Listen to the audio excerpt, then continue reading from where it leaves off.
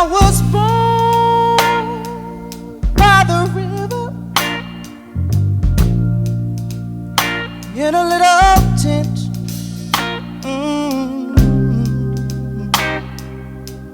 Like the river I've been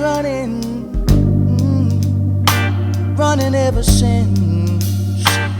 It's been a long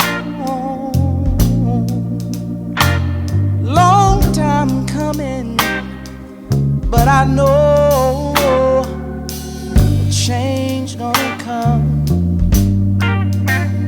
Oh yes it will. It's been too hard living, but I'm afraid to die. 'Cause I don't know what's up there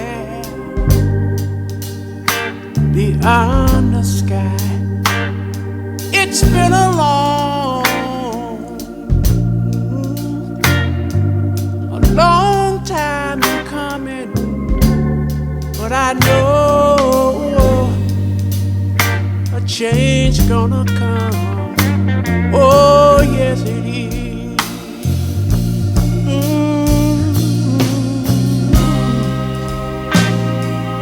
Then I go to my brother.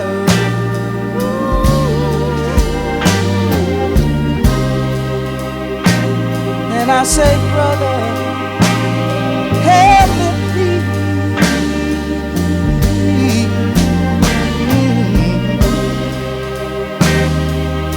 But he wind up knocking back down on the knee. Oh, there've been times that I thought I couldn't last for long. But now I think I'm able, Father, to carry on. And it's been a long time coming, but I know change gonna come. Oh, yes it is. Yes it is. Yes it is. Said I know that a change is gonna come one day. I know a change gonna come.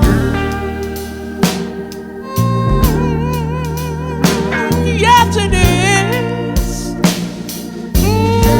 I know. Said life can be hard. Oh yeah. And times can get rough, but still I know. Still I know a change gonna come. Oh, oh, oh, oh, oh, oh.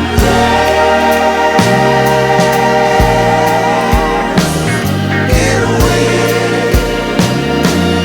Yes it will. Yes it will. Oh yes.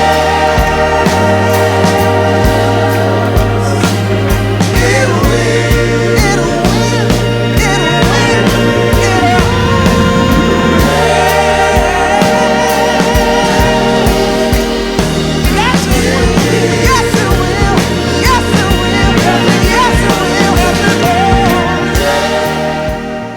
Welcome to the second Unity in the Community, West Yorkshire, CIC, scratch card draw. We've got James Guy behind the camera, so let's say thanks to James. On my right, we've got Yvonne Stocks from Yvonne Stocks Foundation, also Palm Cove Society. We've got Arnold McKenzie from AM Aluminiums Limited. We've got myself, Chris Peltier, one of the directors, alongside Randolph Victor, one of the founding members of Unity in the Community and a director. We've also got Joe Grunion from Protec Securities from Leeds. He's come all the way from Leeds to come and support us. And then we've also got John from Alpha Blinds. John Peterson. Peterson, what's wrong with me? Sorry, John Peterson from Alpha Blinds. We'll just be talking about memory losses with you. What am I writing? Anyway, yeah. We've just had that conversation about, don't worry about dropping little. Anyway, we're here today to do another scratch card draw. So again, it's really nice. You'll see some photographs that we took with a presentation to Yvonne, and there'll be a similar presentation to Joe. And really, unity in the community is not only about bringing members of the community together to improve their health and well-being and educational opportunities and all kinds of opportunities for our communities. It's also about strengthening and fostering further partnerships, because we believe through the name Unity in Community, it is a collective approach to delivering activities and services and delivering things for our community. So we want businesses on board, private sector, community organisation, and still we give a big call out to volunteers. Volunteers out there, build up your CV if you're young or unemployed. Social media. We can help them. We want some help from somebody out there for social media to actually spread the good news of things that we're doing. And we've also got joining us now, comes through right on cue. Right on cue, Mervyn, funeral director extraordinaire. Good afternoon, everybody. Sorry I'm late. I'm Yeah, this is Mervyn Pemberton. We're happy to see you now. Well, we don't want to see That's I suppose we would see you. Mervyn, do you just want to introduce, just say a little bit about your funeral care services, the name, and just, you're mouthful. We'll come back to you, we'll edit it in. Yeah. Right, Arnold, we're on Arnold here, because Arnold. My name is Arnold McKenzie. The company is called AM Aluminium Limited. We've been going for 14 years as a standalone business, selling aluminium extrusions and components to industry. So we're a business-to-business organisation, and we work with basically blue-chip companies to supply them solutions in aluminium. Should I say something about myself rather than Please, the company? Yeah. I mean, I'm a child of Wheatrush. I've been in the country since 1969. I've worked through the system all the way up to directorships. The last company I was with for 15 years.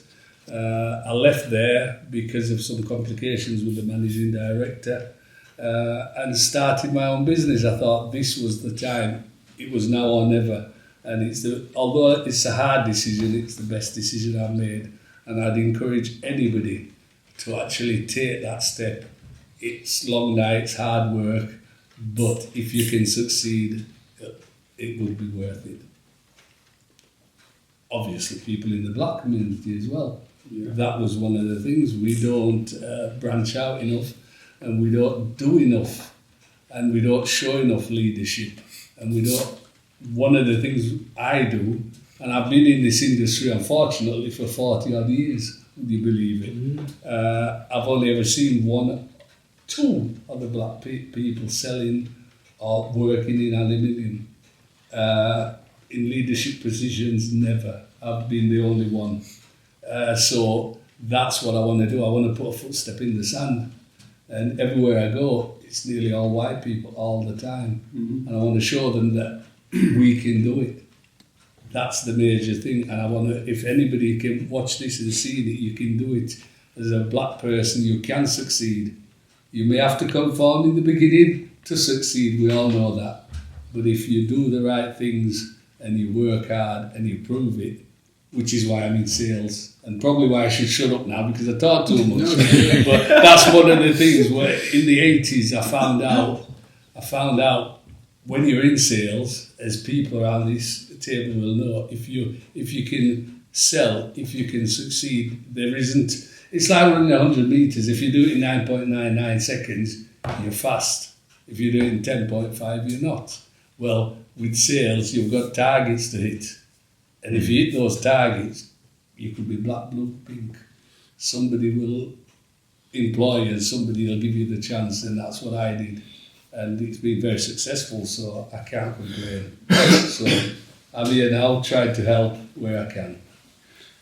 You want to say about Yeah, I just said that's great that we've got such a diverse business there, because it's not, like you say, a sector that people would have an entry route into. Yes. You know, imagine that the family's never been in that, so they're not familiar with it. But one of the things that we are looking to do in the future as Unit in the Community to provide opportunities for people to shadow businesses and come and volunteer in organisations like this, to build up those work skills and, you know, essential skills that they've got, but also Life give them a skills, look in yeah. life skills, Yeah. but to give them a look into areas such as yourself. So that's something that we've got on our radar that we're looking to do, because Randolph, you know, does that a lot of the times. You know, Yeah. people spend some time learning about the printing industry, especially businesses that are looking to go into print. You know, and quite often as black businesses, we used to go into businesses that were familiar, and you got a lot of individual self-employed barbers or, you know, things like that. And you end up then just, you know, you go into food industry, and you start, they call it co-ethnic marketing. You're basically selling to your own, Yes. you know what I mean? Whereas the money's outside of that. If you want to sell, you've got to be able to sell to everybody. Yes. And when we talk about selling is one of the principal skills. No matter what you do Whatever in a business, everything is about selling. It's about winning somebody over and that trust. Yes. So, yeah. That's really important, and it's really important to get the message across that there are other opportunities for black people, not just in the standard ways, and we can branch out there. And if you're good at it, you've got to be good, and you've got to have worked hard. you have to be good, but you have Exactly. to do 4 times as much as Exactly. somebody doing it once. And that's what I'm sure that most of the people in this room will be saying. Yeah. The way to get into the marketplace, you have to be extra special. Yes. And that's what you're saying. And it doesn't matter what business it is. You know, like for me, I'm a printer, but I've got guys who are electricians, we've got guys who are setting up cleaning companies. I mentor them and see a lot of black business guys trying to set up different things, joiners, builders, all these kind of things. And it's the same process, the same ingredients. You know, you've got to be willing to go beyond the call of duty. Dedication, yes. So you're willing to work more than the average guy. You've got to have self-belief. You have to have faith in God. That's another one for me. And you've got to have the willpower and the consistency and the self-discipline, because a lot of times you're going to get distracted. People are trying to pull us this way, that way, but if you stay focused, like the horse with the little blinkers on, stay focused, be able to see what's there, but focused on what you're doing, then you'll achieve by the grace of God. I always put anything I've ever achieved or become, I always say thank you, God. Because I realised from a very young age that without God, I would be nothing. And the amount of times this business has nearly gone bust, and then it's come and risen again, I'm like, how did that happen? And I just said, by the grace of God. And that's only 3 or 4 times where I'm like, I've lost all that money in a month. 15,000, 20,000 in 1 month. For months. And then I'm thinking, how am I going to get out of this hole? I'm going to be gone. You know, 20 years in, not like it's a few years and I'm going. I'm talking 20 odd years in, 24 years in, I was nearly bust. Yeah. And then something else happened, you know, we had the crash, didn't we? Yeah. 2008, 1990 was a recession. Yeah. 2008, 2012. Yes. There was a lot of pressure for businesses to survive. And your industry. And this industry is all on the net. Yeah. So you can imagine, but when you set out to work and do your best and still achieve, like most of them is as achievers, and it doesn't have to be. It's not just about the money and the possessions. Ultimately, it's about how you feel inside. Yes. And what have we done to make a difference? Anyway, I'm like you. I'm going to So my name's Yvonne Stocks, and I set up Palm Cove Society based on my previous knowledge. Historically, I used to be a registered midwife, and I came across several women who were in distress at home, fleeing domestic abuse, forced marriage, honour-based violence, and there was nothing in the community that could support those people. And those people were basically from ethnic minority groups. So I decided that I wanted to set up an organisation, and that was the birth of Palm Cove Society. But as I looked around at that time, there wasn't any support, help or guidance, and I couldn't approach other women to support me because they didn't understand the concept. So I had to persuade my husband to support my idea, which he did eventually. He did that eventually. And that support came in the form of a second mortgage that we had to secure on our property, on our home, to do that, which obviously is a scary thing to do. But all credit to him, he agreed to do that. All credit to you because you're the saleswoman. You sold it to him. Don't worry, I had to do the same thing. So setting up that organisation was kind of a baptism of fire, because I knew nothing about housing support, supporting individuals, legislation. So I had to learn all that on the ground. There wasn't anybody to teach me. Once I'd done all that learning, that's when I decided, and I looked at legislation and thought, we need to do something to change the environment and change the thought processes, and that's kind of what I've been doing for the past few years. Yeah, it's fantastic.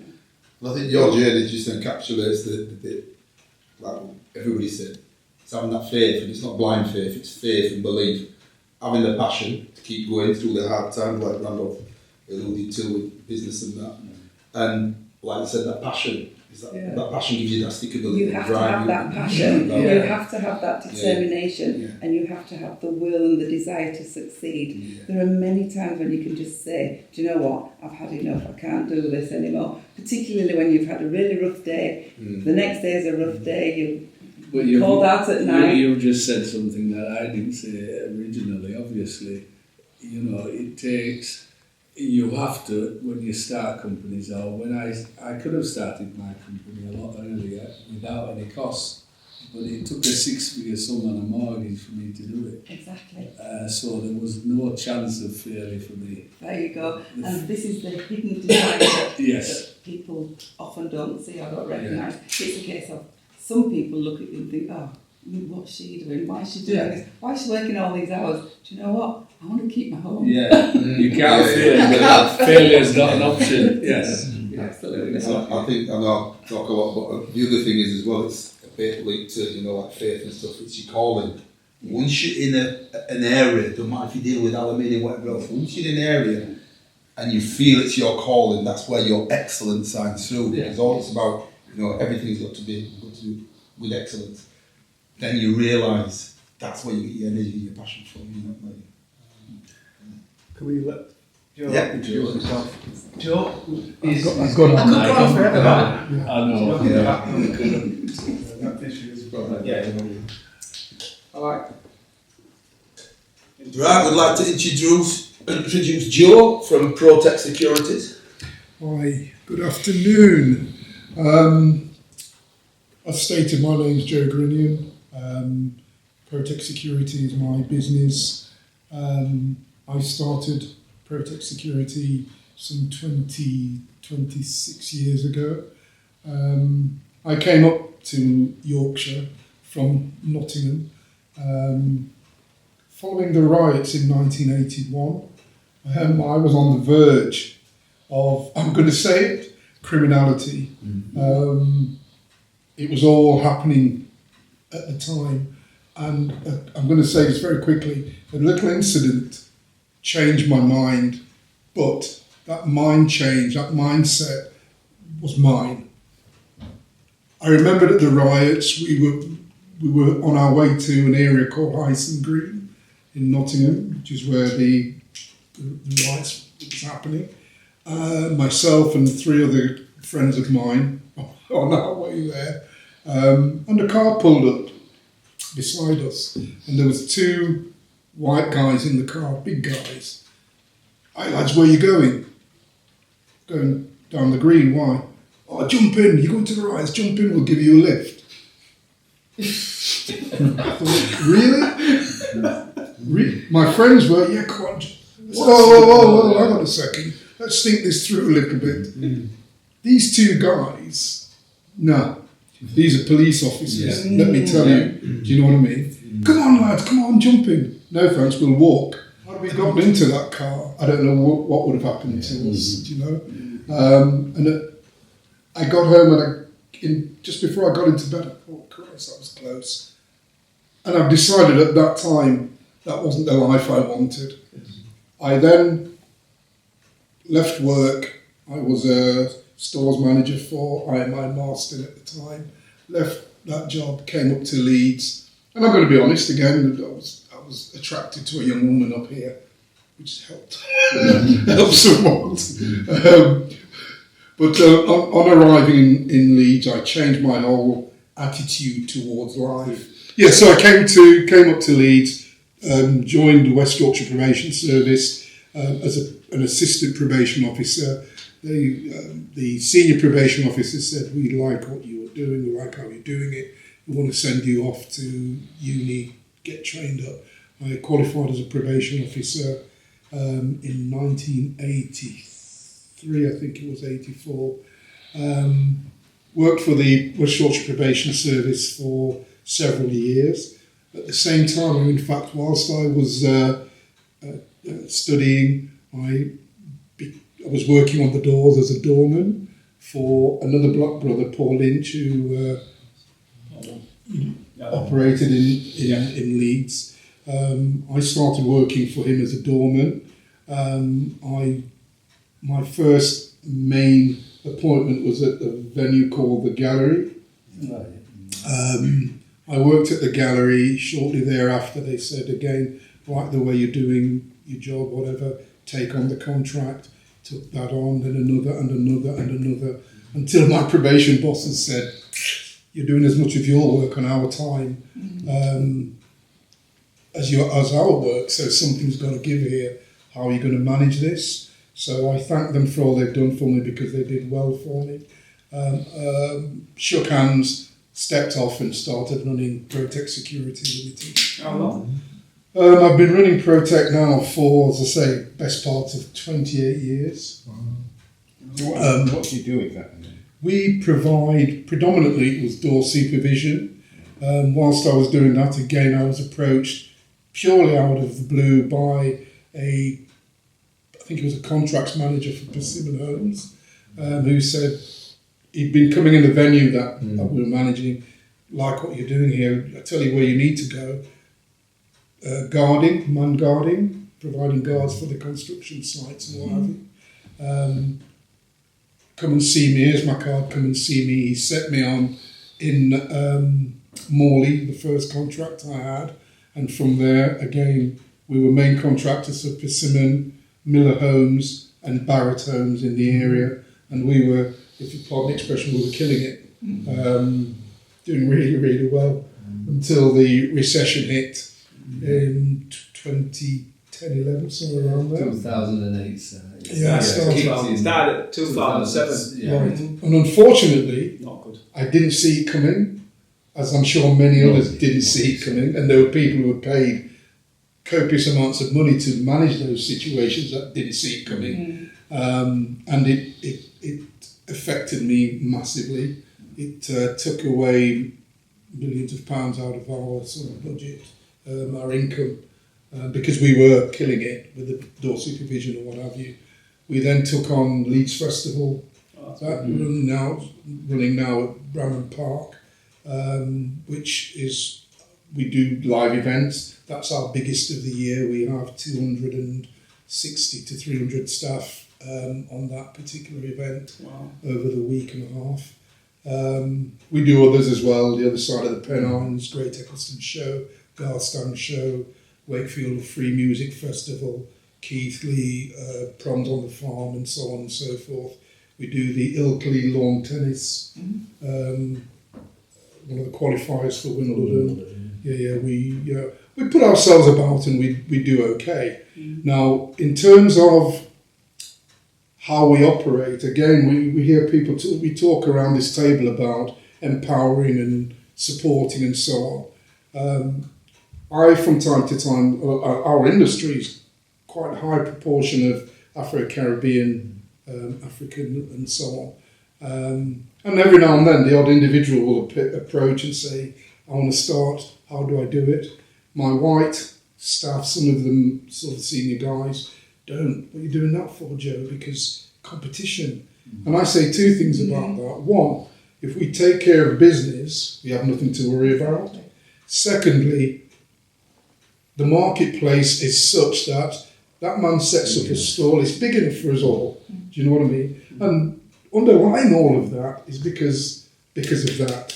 I'm going to be honest with you, it's because of that. Because I know, again, we talk about the only female around this table within our industry. You talk about, if you look closely, you would only ever see myself at the moment running a formal limited company within this industry in Leeds. And it's been hard work. Yeah. Do you know what I mean? We talk about being better than the next person. That's all good. But no matter how much better you are, the institutional stuff that I was talking about plays within that forum, but you don't see it. You don't feel it.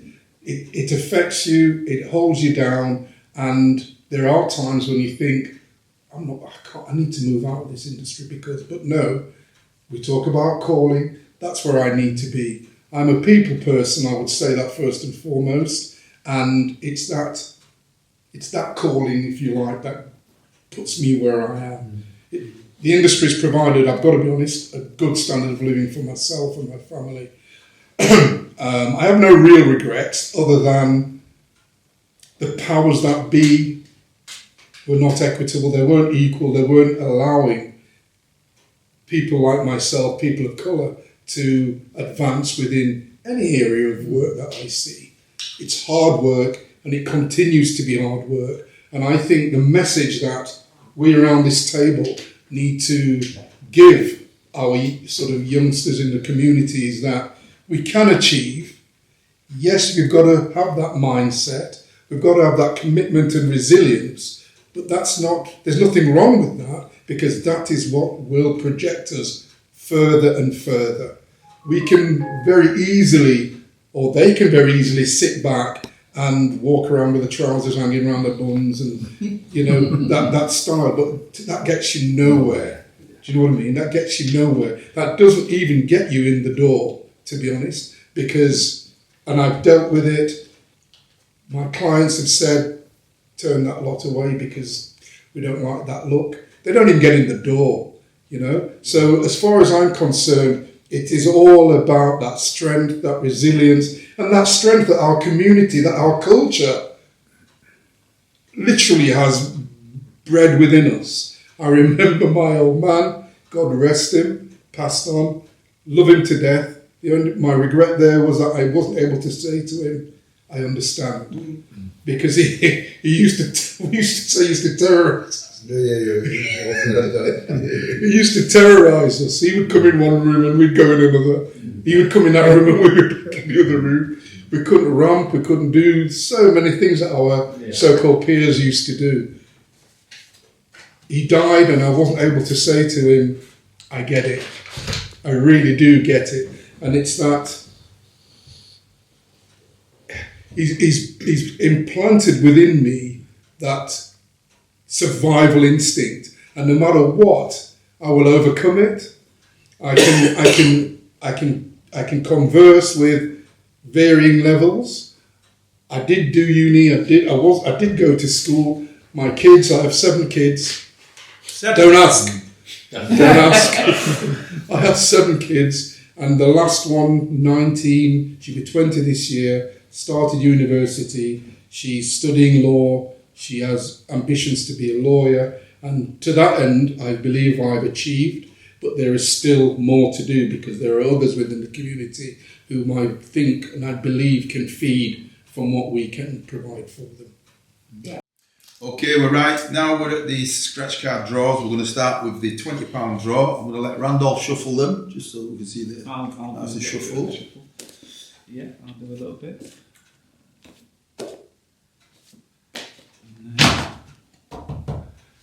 There you go. Right, we've got Arnold that's going to draw, pick any card, so any card, yeah. We do a pound scratch card as well, but pick whichever you want. You can look at it because it's all. Yeah, there's no. What You are that though. That just shows how honest we Keep are. hold of that, Arnold, Yeah. please, for now. Right, that's it. Now- £20 scratch card. So that's the £20 scratch card. All right. Yeah. I thought it was the day. Joe can do the £100. Right. Now we move on to the one. This is for Joe. £100. I met John Peterson. Shuffle. Thank you very much. I'd like to win number 43 would be nice. You can totally do this, that one. So work it, love. I'll do my best. Yeah. You've got them upside down, you fish. Doesn't matter. Doesn't matter. I know, it's my OCD. What are you doing? Let's see. All right. Yeah. Pick one out, Joe. We all answer the same. All right. So, and now for the big one. Big one. The The lady. I'm going to shuffle this one. Yeah. Thank you. Oops. So just on the scratch cards, because obviously Yvonne, you're a new person, you've not done the scratch card yet, but you've sponsored us. Joe, you are in the scratch card, you're on here. But every number here, there's only one number. So if you did win today, £200, you would never win the £200 in the 12 months again. You only have the £100. You've only got one number in there. So that's how it works. So then it's open for anybody. Not, well, I've won £200 in 4 months, but you win another two. No, you can only win it once, and it's the same with the 20. So I just reiterate that. Right, fantastic. Yeah. And through this scratch card, we generate funds which we then distribute to community organisations within the Bradford district generally, to support organisations to keep delivering the good work within our community. And the local community. Yeah. Very good. Yeah. So take one out, Yvonne. Yeah. Whichever you want. Righty-o. We will start with this, aren't we? So, I need a coin. There's a Oh, coin. there's a coin. So I'll scratch this off. Thank you. Oh, yeah. Yeah, drum roll. Not put it down, though. Don't worry about that. Number 21. Number 21 is Health and Wealth, Julia Tyrrell. Oh, it's one of my protege. Health and Wealth, Julia Tyrrell. AT Transport. Can you let them see on camera, please? That's it, number 21. Health is wealth. Number 21. Yeah, Junior. Yeah, you are, sir. Unless you've got your own coin. I tend to travel with my own. Oh, some security man. Move out of here. Use the coin, Joe. I don't know why I pulled that out. Officer. Yep, this is a £100 draw. So, Joe from Security, I think he's scratching so heavy he's going to scratch the. There you go. There you can see number. Number 18. 18. Servo. Servo. This guy. Servo is a security. He's another You know security. him. He's a What, Glenn? Glenn. Glenn Crossway. And he sponsored us. He sponsored us loads actually. Last time he came, he won. He gave us the money back, and then he threw another £200 in. Right. So that, not straight away. Just rang me later on and said, "Nando, put another £200." So he gave us 400. But he's a good guy. So that's Glenn. Can I borrow the coin? Has won the £100. Amazing. Right, we've got Yvonne. Definitely drum roll for Yvonne. Right. Yeah. Come on. Come on, Yvonne. Stand up. 37. Finally. What's the saying? Number 10. Number 10. Unexpected, unexpected. There you Oh, go. Eric. He's a car mechanic. Yeah, shall I ring him and tell him? He's won the jackpot. I wonder what he's going to do. He'll keep it. We'll mark you on that. Let's see what he says. Eric's a good guy. So that concludes our second draw for Sorry. 2026. Yeah. Number 10. I was born by the river been a little tense.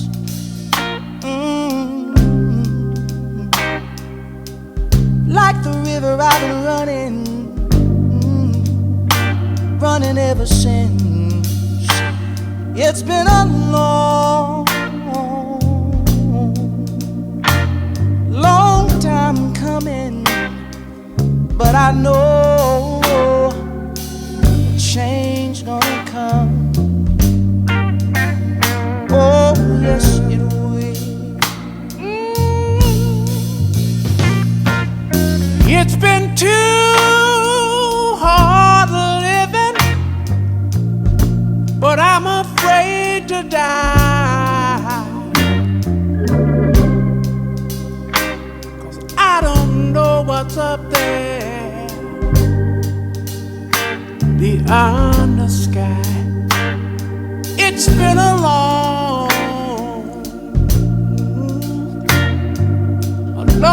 time coming, but I know a change gonna come. Oh yes it is.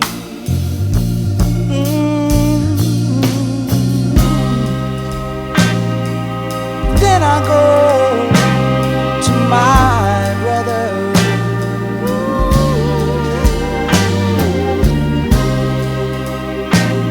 and I say,